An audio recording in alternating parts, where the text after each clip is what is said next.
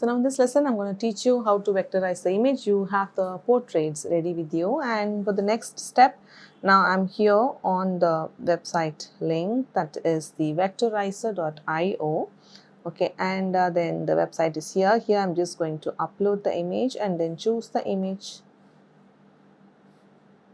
from the gallery that you have downloaded. And now it's converting the image into a vector image, and let's just wait to see the options that we have. Okay, so this is the original image. Okay, and then you just need to scroll down, and then here is what it shows, 32, which means the color of the face of the original image has been cut down to total number of 32 colors. And with that, the vector image that we have here is what we see here on the screen, and you can see how the cheeks, especially there is where you can relate to how the vectorization has happened.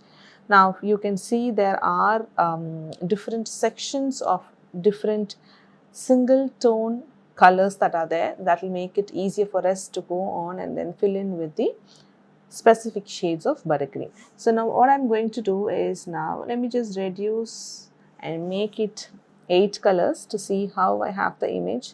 And you can see the number of colors will just cut down, which means like the number of sections that we have on the face will also reduce.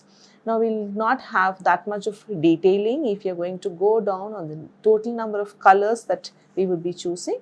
So just want to also show you how it looks with the number of colors 2, which is like only with 2 colors, how is this going to convert the portrait? And it is like kind of getting into a black and white image, right? So we don't want that as well. Let's kind of see for 4 how it looks. And just the nose and the cheeks are all kind of completely blended. We don't want that. I'm just showing you how it will look if you're going to cut down on the total number of colors. Let me go on with 8, and we'll see this is quite fine. So the total number of colors you'll actually make will also be 8. So now what I'm going to do right now, which is go for 12. So the more number of colors that we choose as we vectorize the image, the detailing will be better. But obviously so many colors of buttercream is also something that we need to be making. So I would just settle with 12. Okay, and here, see, sometimes it would allow you to download, and sometimes there will be a restriction of how many images you could download. So I'm just going to, safer side, take a screenshot of the image. Now I'm just going to crop it up, and then I will just use only the picture alone and just leave out the rest of all the elements. Okay, so I'm just going to, okay, so let me also just download it once.